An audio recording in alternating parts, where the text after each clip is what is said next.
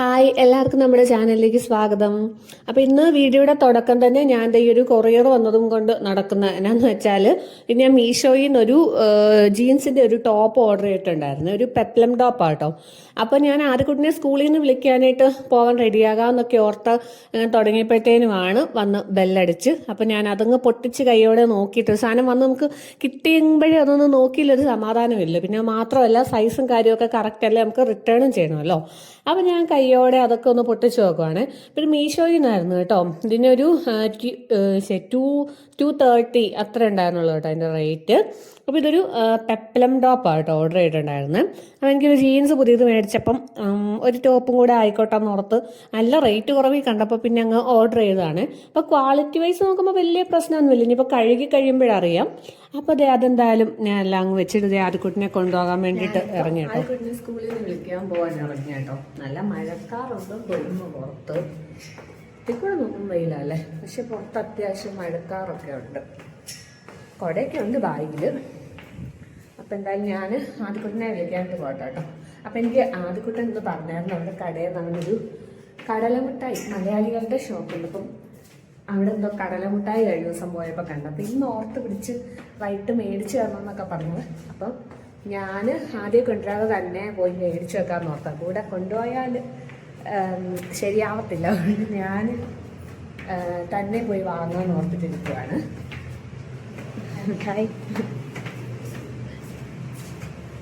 അപ്പം ഞാൻ സ്കൂളിൽ പോട്ടെ കേട്ടോ. അവിടെ നിന്ന് നോക്കിയപ്പോൾ നല്ല മഴക്കാറുണ്ടായിരുന്നു. അപ്പോൾ കുടയൊക്കെ എടുക്കണം, മഴയായിരിക്കുമെന്നുള്ള രീതിയിലാണ് ഞാൻ ഇറങ്ങിയത്. പക്ഷേ നല്ല വെയിലായിരുന്നു കേട്ടോ, ഒട്ടും മഴ ഉണ്ടായിരുന്നില്ല. അപ്പോൾ ഞാൻ നേരെ നടന്നത് ഈ ഒരു കാണുന്ന ഫാൻസി ഷോപ്പിൽ നിന്ന് കേട്ടോ. അന്ന് ആദ്യക്കുട്ടൻ ഞാൻ ആ ബർത്ത്ഡേക്ക് അതൊക്കെ മേടിച്ചത്. അപ്പം അതിൻ്റെ തൊട്ടപ്പുറത്താട്ടെ മലയാളികളുടെ ഷോപ്പുള്ള. ഇവിടുന്ന് ഞങ്ങൾ ഇടയ്ക്കൊക്കെ പച്ചക്കറിയൊക്കെ മേടിക്കാറുള്ളതാണ്. അപ്പം അത് അവിടുന്ന് കടലമിഠായി മേടിച്ചു. പിന്നെ ഇതാട്ടോ സ്റ്റുഡിയോ നമ്മുടെ അടുത്തുള്ള. അപ്പം ഞാനും ആദ്യക്കുട്ടനും കൂടെ ഫസ്റ്റ് ടൈം തന്നെ നമ്മളൊരു ഷോപ്പിൽ കയറിയതൊക്കെ അതാ കേട്ടോ. ഓക്കെ, ഞാനും ആദ്യക്കുട്ടനും തിരിച്ചെത്തിക്കൊണ്ടിരിക്കട്ടെ. ഞങ്ങൾ തിരിച്ചു വന്ന വഴിയൊരു നമ്മുടെ മറ്റേ നേരത്തെ കാണിച്ചിട്ടുള്ള ഫ്രൂട്ട്സ് കടയില്ലേ, അവിടെ കയറി ഞങ്ങൾ ഇച്ചിരി മാങ്ങാപ്പഴമൊക്കെ വാങ്ങിയില്ലായിക്കോട്ടെ. അതൊക്കെ വാങ്ങിച്ച് ഞങ്ങൾ തിരിച്ച് നടക്കുന്ന വഴിയാണ്. അടുത്തമ്മ ബാഗൊക്കെ ഇട്ട് സ്കൂളിൽ നിന്ന് വരുന്നൊരു കാലം ഓർമ്മ വരും. ഇത് ഇട്ടുകൊണ്ട് ഇങ്ങനെ നടക്കുമ്പം. ഫ്ലാറ്റ് ഇത് ഇവിടെ എത്താറായിട്ടുണ്ട്. അപ്പോൾ ഞങ്ങൾ വീട്ടിലെത്തിയിട്ടുണ്ട് കേട്ടോ. അപ്പോൾ നമുക്ക് വളരെ കുറച്ച് ദൂരമേ ഉള്ളൂ കേട്ടോ നടക്കാൻ സത്യം പറഞ്ഞാൽ. പക്ഷെ അങ്ങോട്ടും നടന്ന് തിരിച്ച് ഇങ്ങോട്ടും കൂടെ നടന്ന് വരുമ്പോഴത്തേനും 2 ട്രിപ്പ് ആകുമ്പോഴത്തേനും ഉണ്ടല്ലോ, അയ്യോ എൻ്റെ കാര്യം അടുത്ത് പോകും കേട്ടോ. അതിൻ്റെ കൂടി നല്ല വെയിലും കൂടെയാണല്ലോ. നമ്മൾ തിരിച്ച് കയറി വരുമ്പോഴത്തേനും നല്ല ടയർഡായിട്ടാണ് വരുന്നത്. അപ്പോൾ ഞാനിതുപോലെ ഇന്ന് ഇച്ചിരി ജ്യൂസ് ക്യാരറ്റ് ഇരിപ്പുണ്ടായിരുന്നേ. നേരത്തെയൊക്കെ ഞാൻ മിക്കപ്പോഴും ഉണ്ടാക്കുന്ന ഒരു സാധനമായിരുന്നു ഈ ക്യാരറ്റ് ജ്യൂസ്. അപ്പം ഇന്ന് എന്തോ എനിക്ക് അതിനെപ്പറ്റി ഇപ്പോൾ കുറച്ചായിരുന്നു. ഇന്ന് ക്യാരറ്റ് കണ്ടപ്പോഴത്തേനും വന്നൊരു ജ്യൂസ് അടിച്ച് വെച്ചിട്ട് പോകാമെന്ന് ഓർത്ത് എല്ലാം ചെയ്ത് വെച്ചിട്ട് പോയേ. അപ്പം അതെങ്ങനെയാണെന്ന് വെച്ചാൽ നമ്മുടെ ക്യാരറ്റ് ചിരണ്ടി തൊലിയൊക്കെ കളഞ്ഞ് കുഞ്ഞ് പീസാക്കി കുറച്ച് വെള്ളം ചേർത്ത് മിക്സിയുടെ ചെറിയ ജാറിലിട്ട് നന്നായിട്ടൊന്ന് അരച്ചെടുക്കണം. ഞാൻ അങ്ങനെ ചെയ്ത് കുറച്ച് ജ്യൂസ് മതിയല്ലോ നമുക്ക് 2 പേർക്ക്. അപ്പോൾ ചെറിയ ജാറിലാകുമ്പോൾ നന്നായിട്ട് അരഞ്ഞും കിട്ടും. നല്ല രീതിക്ക് വെള്ളം കുറച്ച് ഒഴിച്ചൊന്ന് പേസ്റ്റാക്കി അരച്ചെടുക്കണം. പിന്നെ ലാസ്റ്റ് ഒരു തുള്ളി വെള്ളം കൂടെ കൂട്ടി ഒന്ന് ഒഴിച്ച് ഒന്ന് ലൂസാക്കിയിട്ട് നമ്മൾ അതിനകത്ത് അത് അരിച്ചെടുക്കണേ. നന്നായിട്ടൊന്ന് അരിച്ചെടുക്കണം. അരിച്ചില്ലല്ലോ എനിക്ക് തോന്നുന്നു ചിലപ്പോൾ ഇങ്ങനെ വയറ്റിൽ ഒരു പ്രാവശ്യം ഞാനും ആദ്യം അങ്ങനെ കുടിച്ചിട്ടൊരു പിരിപിരാന്നൊരു ഗ്യാസ് കെട്ടുന്ന പോലെ ഒരു ഫീലൊക്കെ വന്നേ. അപ്പോൾ നന്നായിട്ട് ഇത് അരിച്ചാട്ടോ ഞാൻ എടുത്തേ. അപ്പോൾ അരിച്ചെടുത്തിട്ട് പിന്നെ അതിനകത്തോട്ട് വേണ്ടുന്ന 2 പ്രാവശ്യം ഒന്ന് പിന്നെ നമ്മൾ അതിൻ്റെ പിശിട് വരുമല്ലോ, അതൊന്നുകൂടെ മിക്സി ജാറിൽ കുറച്ച് വെള്ളം കൂടെ ചേർത്ത് അടിച്ചെടുക്കണം. അപ്പോൾ അതിൻ്റെ നല്ല ഫുൾ അതിൻ്റെ ജ്യൂസ് ഇങ്ങ് പോരും കേട്ടോ. എന്നിട്ട് അതെല്ലാം അരിച്ചെടുത്തിട്ട് പിന്നെ അതിനകത്ത് വേണ്ട വെള്ളവും കൂടെ, കണ്ടമാനം വെള്ളമൊന്നും ഒഴിക്കല്, എന്നാലും അത്യാവശ്യം വെള്ളവും കൂടെ ചേർത്ത് പഞ്ചസാരയും കൂടെ ചേർത്ത് വേണമായിരുന്നു കേട്ടോ നമ്മൾ അടിക്കാൻ നേരത്ത്.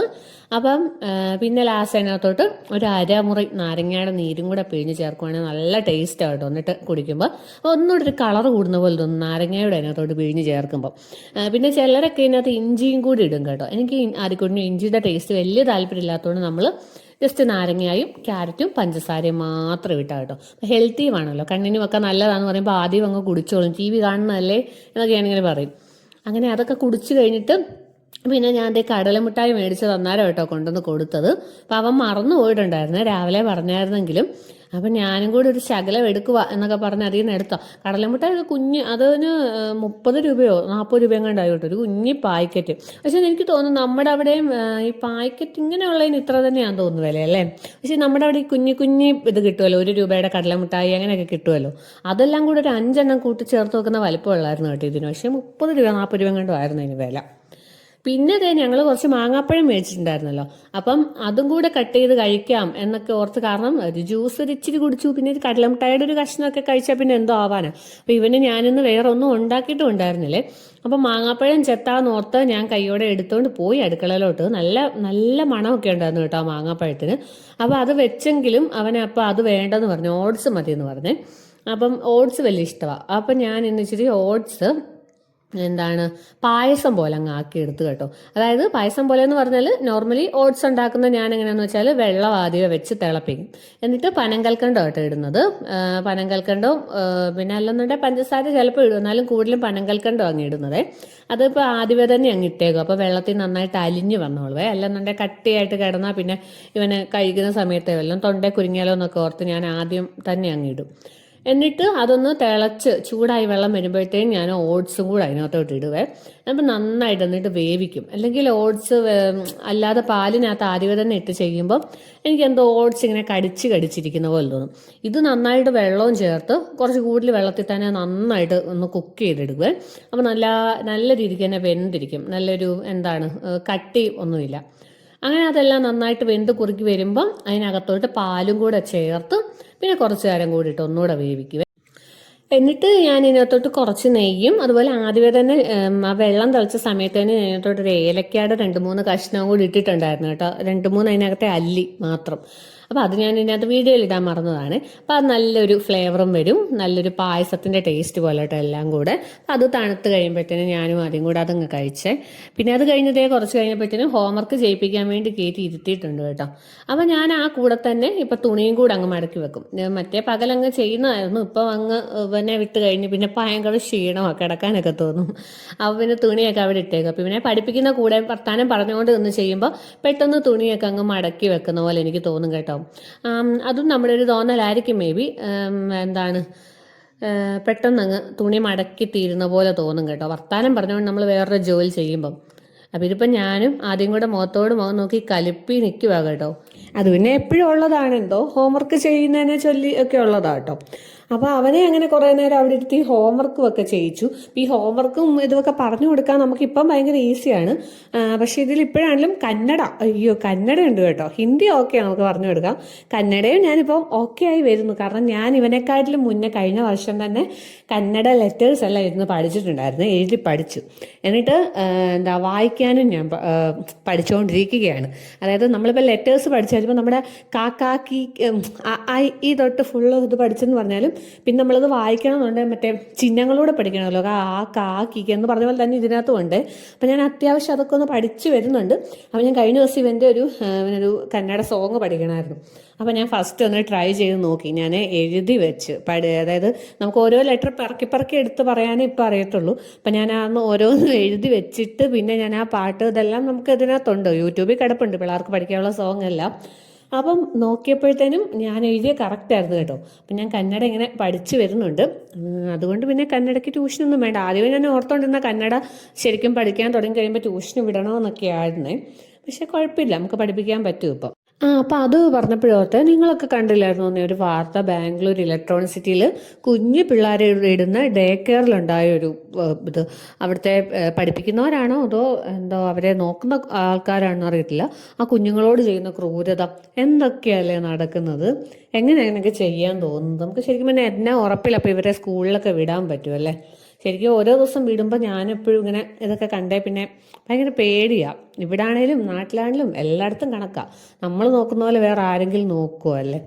അപ്പോൾ പക്ഷെ വിടാതിരിക്കാനും പറ്റത്തില്ല, എന്ത് ചെയ്യാനല്ലേ. അപ്പോൾ അത് കഴിഞ്ഞ് നമ്മുടെ പഠിപ്പീരും കാര്യമെല്ലാം കഴിഞ്ഞിട്ട് ഞാനും ആദ്യക്കോട്ടിനൂടെ അതേണ്ട വിളക്കൊക്കെ കത്തിക്കുക കേട്ടോ. അപ്പോൾ ഇതിൻ്റെ ഇടയ്ക്ക് ഞങ്ങൾ നല്ല വഴക്കും കാര്യമൊക്കെ കഴിഞ്ഞിട്ടുണ്ടായിരുന്നു ഞാനും ആദ്യക്കോട്ടിനൂടെ. അപ്പോൾ ഒരു പിണക്കവും എല്ലാം കഴിഞ്ഞ് ഇണക്കവും എല്ലാം ഇതിൻ്റെ ഇടയ്ക്ക് നടന്നിട്ടുണ്ടായിരുന്നു. അങ്ങനെ ഇത് ഞങ്ങൾ വിളക്കൊക്കെ കത്തിച്ചപ്പോൾ ആദ്യമേ അവൻ എന്നോട് പിണങ്ങിയിട്ട് അവൻ കത്തിക്കുന്നില്ല, ഞാൻ തന്നെ കത്തിച്ചോളാനൊക്കെ പറഞ്ഞതാണ്. അത് കഴിഞ്ഞപ്പോഴത്തേനും പിന്നെ ഓക്കെ ആയി, ഞങ്ങളുടെ പിണക്കമൊക്കെ മാറി. പിന്നെ ഇത് നമ്മൾ പ്രാർത്ഥനയും ഞാൻ ഇച്ചിരി നേരം നാമമൊക്കെ ഇരുന്ന് ചൊല്ലു കേട്ടോ. അപ്പം അതൊക്കെ കഴിഞ്ഞപ്പോഴത്തേനും എൻ്റെ ഹസ്ബൻഡ് വന്നു. അപ്പം ഞങ്ങൾ എന്താണ് ഇത് ചായ, ഞാനും ആദ്യക്കുട്ടിനും ഒന്നും ചായ കുടിച്ചിട്ടുണ്ടായിരുന്നില്ല, ഓട്സ് കഴിച്ചുകൊണ്ട്. അപ്പം ഞങ്ങൾക്ക് എല്ലാവർക്കും കൂടെ വേണ്ട ചായ എടുക്കുന്നു. പിന്നെ അതുപോലെ നമുക്ക് ചോറ് കുറവായിരുന്നേ. അപ്പം ഞാൻ ചോറും അടുപ്പിലിട്ടിട്ടുണ്ട് കുക്കറിൽ. പിന്നെ ഇത് ഞാൻ ഗ്രീൻ പീസ് ആട്ടോ, രാവിലെ തന്നെ ഞാൻ മറന്നു പോകും ചില ദിവസം, ഇങ്ങനെ കടലയും ഗ്രീൻ പീസൊക്കെ നാളെ തന്നെ ഇടണമെന്ന് ഓർത്താലും അപ്പം രാവിലെ ആയിരിക്കും ഓർക്കുന്നത്. അതുകൊണ്ട് ഓർത്ത സമയത്ത് രാവിലെ തന്നെ കുക്കറിൽ ഇട്ടിട്ടുണ്ടായിരുന്നു. അപ്പോൾ രാത്രി ആയപ്പോൾ ഇപ്പം വേണമെങ്കിൽ എടുത്തത് കുക്ക് ചെയ്യാം, അത്രയ്ക്ക് നന്നായിട്ട് കുതിർന്നിരിപ്പുണ്ടായിരുന്നു. പിന്നെ ഞാൻ അങ്ങനെ തന്നെ അങ്ങ് വെച്ചു കേട്ടോ, രാവിലെ വേവിച്ചെടുക്കാമെന്ന് ഓർത്തു. അപ്പം രാവിലെ അപ്പവും ഗ്രീൻ പീസ് കറിയും ആക്കാമെന്ന് ഓർത്തിട്ടിരിക്കും. ഇനിയിപ്പോൾ അപ്പത്തിൻ്റെ മാവ് അരയ്ക്കണം. അവിടെ ചോറും അവിടെ ഇരുന്ന് ആ സമയത്ത് വേവുന്നുണ്ട് കേട്ടോ. അപ്പോഴത്തെ എന്ത് ചെയ്യേണ്ടത്, എൻ്റെ ചായയൊക്കെ തിളച്ച്. അപ്പോൾ ഉണ്ടല്ലോ, ഞങ്ങൾക്ക് പണ്ട് കാലത്ത് ഒരു ചായക്കട ഉണ്ടായിരുന്നൊക്കെ കേട്ടോ പറയുന്നത്. അതായത് എനിക്കറിയത്തില്ല, അമ്മയ്ക്കൊന്നും അറിയത്തില്ല, അതിനെക്കാട്ടിലൊക്കെ പണ്ട് എൻ്റെ അച്ഛനൊക്കെ കുഞ്ഞായിരുന്ന സമയത്ത് അച്ഛൻ്റെ അച്ഛനൊക്കെ അവിടെ ഒരു കുഞ്ഞി ചായക്കട, ദോശയും അങ്ങനെയൊക്കെ ആയിട്ടുള്ളൊരു ചായക്കട ഉണ്ടായിരുന്നു കേട്ടോ പറയുന്നത്. അപ്പോൾ പണ്ട് അച്ഛനൊക്കെ ഇങ്ങനെ പറയുന്ന കേട്ടിട്ടുണ്ട്. അപ്പം ഞാൻ ഇതിനെപ്പറ്റി മറന്നുപോയായിരുന്നു. അപ്പോൾ ഈ ചായ ഇങ്ങനെ ആറ്റിയെടുക്കുന്ന സമയത്താണ് അതിനെപ്പറ്റി വീണ്ടും ഒന്ന് ഓർത്തത്. നമുക്ക് പണ്ടൊരു ചായക്കടയുടെ പാരമ്പര്യമൊക്കെ ഉള്ളതായിരുന്നു. അപ്പം അച്ഛൻ ഇതുപോലെ നല്ല സൂപ്പറായിട്ട് ഇങ്ങനെ ചായ ആറ്റിയെടുക്കും, ഇങ്ങനെ വീട്ടിൽ നിന്ന് ഞാൻ കണ്ടിട്ടുണ്ട്. അപ്പം അങ്ങനെ ടൈമിൽ എന്തോ ഇതുപോലെ പറഞ്ഞു, ചായ ദോശ ഇതൊക്കെ ഉണ്ടായിരുന്ന സമയത്തെ കാര്യമൊക്കെ ഇങ്ങനെ പറയുന്ന കേൾക്കാം. അതുപോലെ അമ്മയുടെ വീട്ടിൽ അമ്മയുടെ അച്ഛൻ ഇതുപോലെ ഒരു ചെറിയ പലചരക്ക് കട പോലെ എന്തോ ഒക്കെ ഉണ്ടായിരുന്നു ഒക്കെ പറയുന്ന കേൾക്കാം കേട്ടോ. ഇതൊന്നും നമ്മളൊന്നും കണ്ടിട്ടില്ല, പഴയ കാലത്തെ കാര്യങ്ങളാട്ടോ. അങ്ങനെ ഞങ്ങൾക്ക് രണ്ട് സൈഡിൽ നിന്ന് ഓരോ കടകളൊക്കെ ഉണ്ടായിരുന്നു പണ്ട്. അപ്പോൾ എന്ന് പറഞ്ഞാൽ ഇപ്പോൾ എൻ്റെ അച്ഛൻ സ്വന്തമായിട്ടൊരു കട നടത്തുക കേട്ടോ. നമ്മൾ വീഡിയോ കാണിച്ചിട്ടുണ്ടല്ലോ, ഞങ്ങൾക്കിപ്പം ഒരു പലചരക്ക് കടയാട്ടോ. അപ്പം അങ്ങനെയൊക്കെയാണ് കാര്യങ്ങൾ. ഈ വീഡിയോയിൽ എന്തൊക്കെ പറയണം എന്നിപ്പം നോക്കിയിട്ട് പ്രത്യേകിച്ച് കാര്യങ്ങളൊന്നും ഇല്ല കേട്ടോ, അതൊക്കെയാണ് ഇപ്പോൾ പറയുന്നത്. അതുപോലെ ഇപ്പോൾ എന്നെപ്പറ്റി പറയുകയാണെങ്കിൽ എൻ്റെ വീട്ടിൽ എനിക്ക് അച്ഛനമ്മ അനിയൻ, ഹസ്ബൻഡിൻ്റെ വീട്ടിൽ അങ്ങനെ തന്നെ കേട്ടോ, അച്ഛനമ്മ അനിയൻ. പിന്നെ രണ്ടിടത്തും രണ്ടുപേരുടെ അനിയന്മാരുടെ കല്യാണം കഴിഞ്ഞു, ഇപ്പോൾ ഓരോ പിള്ളേരായി, അങ്ങനെയൊക്കെ ആട്ടോ. പിന്നെ ഞാനാണെങ്കിൽ പഠിച്ചത് എന്താണ് 10 +1 +2 അതെല്ലാം കഴിഞ്ഞിട്ട് പിന്നെ ഞാൻ പോളിടെക്നിക്ക് പഠിച്ചായിരുന്നു, ഡിപ്ലോമ എഞ്ചിനീയറിങ് 3 ഇയേഴ്സ് പഠിച്ചു. അത് കഴിഞ്ഞിട്ട് പിന്നെ ഞാൻ ബികോമിന് പോയി കേട്ടോ. അങ്ങനെ 2 കോഴ്സാട്ടോ ഞാൻ ചെയ്തേക്കുന്നത്. പിന്നെ ഇപ്പോൾ നിലവിൽ ഹൗസ് വൈഫായിട്ട് തുടരുന്നു. പിന്നെ ഹസ്ബൻഡ് ആണെങ്കിലും ഡിപ്ലോമ എഞ്ചിനീയറിങ് കഴിഞ്ഞാണ്. പിന്നെ ഹസ്ബൻഡ് അത് കഴിഞ്ഞിട്ട് ബിടെക്കും കഴിഞ്ഞ്. അങ്ങനെ ഹസ്ബൻഡ് ഇപ്പം സോഫ്റ്റ്വെയർ എഞ്ചിനീയർ ആയിട്ടും വർക്ക് ചെയ്യുന്നു. അതൊക്കെ കേട്ടോ ഞങ്ങളുടെ ഇവിടുത്തെ കാര്യങ്ങൾ. പിന്നെ ആദ്യക്കുട്ടൻ UKG പഠിക്കുന്നത്. അപ്പം എന്താണ്, പിന്നെ എന്താ, ഹസ്ബൻഡ് വന്നു കഴിഞ്ഞപ്പോഴത്തേണ്ട് പിന്നെ മാങ്ങാപ്പഴം ഒരെണ്ണം കൊണ്ടുവന്നിട്ടുണ്ടായിരുന്നു. അതൊരു കൂട്ടുകാരൻ കൊടുത്തു വിട്ടതാണ്. കൂടെ വർക്ക് ചെയ്യുന്ന ഒരാൾക്കൊക്കെ നാട്ടിൽ എന്ന് പറഞ്ഞാൽ തമിഴ്നാട്ടിൽ അവർക്ക് എന്താ മാവിൻ്റെ മാന്തോപ്പുണ്ട്, എന്താണ് ഒരു മാങ്ങ വിൽക്കുന്ന പരിപാടിയുണ്ട്. അപ്പോൾ എന്തോ ഓഫീസിൽ കൊണ്ടുവന്നു മാങ്ങാപ്പഴം. അപ്പോൾ അതേ ഒരെണ്ണം കൊടുത്തു വിട്ടത് കൊണ്ടുവന്നു. അപ്പോൾ ഞാനിന്ന് ഓർത്തതേ ഉണ്ടായിരുന്നുള്ളൂ, ഞാൻ മേടിക്കുന്നതുകൊണ്ട് എന്തായാലും എവിടുന്നെങ്കിലും മാങ്ങാപ്പഴം ഒന്ന് കൊണ്ടുവന്ന് ഞാൻ ചുമ്മാ ഇങ്ങനെ ഓർത്തതേ ഉള്ളായിരുന്നേ. ചിലപ്പോൾ ഇങ്ങനെ വാങ്ങിച്ചുകൊണ്ട് വരുന്നതാണ്. അപ്പോൾ കറക്റ്റ് വാങ്ങിച്ചല്ലേ പോലും ഇന്നപ്പോൾ ഒന്ന് കൊണ്ടുവന്നിട്ടുണ്ടായിരുന്നു. ഞാനപ്പോൾ കടയിൽ കയറിയപ്പോൾ ഓർത്താ ഏത്തപ്പഴം വാങ്ങണോ മാങ്ങാപ്പഴം വാങ്ങണോ എന്നിങ്ങനെ കൺഫ്യൂസ്ഡ് അടിച്ച് നിന്നിട്ട് പിന്നെ എന്തായാലും മാങ്ങ തന്നെ മേടിച്ചു. പിന്നെ ഒരെണ്ണേ കൊണ്ടുവന്നുള്ളൂ കേട്ടോ, വന്നപ്പോൾ ഹസ്ബൻഡിനെ കൊണ്ട്. പിന്നെ കുഴപ്പമില്ല, അപ്പം ഞങ്ങൾ കൈയോടെ അതങ്ങ് പൂളി കേട്ടോ. അത് നമ്മൾ മേടിച്ചതിനേക്കാട്ടിലും നല്ല മാങ്ങാപ്പഴമായിരുന്നു കേട്ടോ, നല്ല മണവും നല്ല ടേസ്റ്റും ഒക്കെ ഉള്ളായിരുന്നു. അത് വളമൊന്നും ചെയ്തതല്ല, ഡയറക്റ്റ് പറിച്ച് കൊണ്ടുവന്നത്, അതുകൊണ്ട്. അങ്ങനെ എന്തായാലും ഞങ്ങൾ അതൊക്കെ കഴിച്ചു. പിന്നെ ഞാനും ആദ്യക്കുട്ടനും ഇവിടെ അവിടെ ഇരിക്കുന്നത് വെച്ചാൽ ആദ്യക്കുട്ടന് ഇക്കിളെടുത്തിട്ട് വൈകി കേട്ടോ. അവൻ ഇക്കിളെടുത്ത് തുടങ്ങിയാൽ പിന്നെ ദേഷ്യവും കരച്ചിലും എല്ലാം കൂടെ ആകും കേട്ടോ. അവന് ഒട്ടും ഇഷ്ടമല്ലേ. ഞങ്ങൾ വളരുന്നതാണെന്നൊന്നും പറഞ്ഞാലും ആദ്യം സമ്മതിക്കത്തില്ല. അപ്പോൾ ആദ്യയുടെ ഒരു അഭിപ്രായത്തിൽ അത് അമ്പോറ്റി ഗോപിക്കുന്നതാണെന്നാണ് പറയുന്നത്. അപ്പോൾ അത് ഞങ്ങൾ അമ്മയാട്ടോ വീഡിയോ കോൾ വിളിക്കുന്നത്. അപ്പം ഇവനെ എന്തെങ്കിലുമൊക്കെ പറഞ്ഞ് അതിൽ നിന്ന് നമ്മളൊന്ന് ശ്രദ്ധ തിരിക്കുമ്പോഴത്തേനും ഇക്കിള് പോകുമെന്നാണല്ലോ പറയുന്നത്. അപ്പം ഞങ്ങൾ മാക്സിമം ഓരോന്നൊക്കെ ട്രൈ ചെയ്ത് മൂക്കും വായും പൊത്തിപ്പിടിച്ചാൽ മതി എന്നൊക്കെ പറയുന്നതാണ്. അങ്ങനെയൊക്കെ ചെയ്തപ്പോഴത്തേനും കുറച്ച് നേരത്തെ നിക്കിള് മാറി കേട്ടോ. അപ്പോൾ അവനതങ്ങ് വിശ്വസിച്ചേ. അപ്പോൾ ഇന്നത്തെ വീഡിയോ ഇത്രയേ ഉള്ളൂ കേട്ടോ. നെക്സ്റ്റ് വീഡിയോയിൽ കാണാം.